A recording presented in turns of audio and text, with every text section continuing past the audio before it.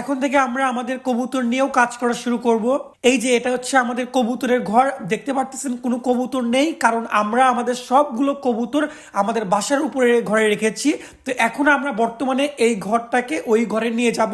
এই যে আমাদের কবুতর ঘরটা এখানে রেখেছি, বর্তমানে এই ঘরেতেই রয়েছে আমাদের সবগুলো কবুতর। এখানে মোট রয়েছে 18 পিস কবুতর। এইখানে রাখার মানে এই না যে আমাদের কবুতরের ঘরটা আমরা এখানেই রেখে দিব।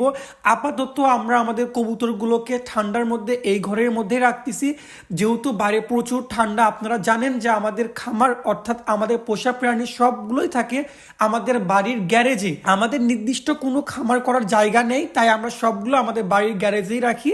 তো তাই আমাদের কবুতরগুলোকে আমরা এই শীতের মধ্যে আপাতত এইখানেই রাখতেছি। পরবর্তীতে যখন আমরা ঘরটাকে নিচে নিয়ে যাব এবং পুরো ভালোভাবে তৈরি করব, তখন সেটা আপনাদের দেখাবো।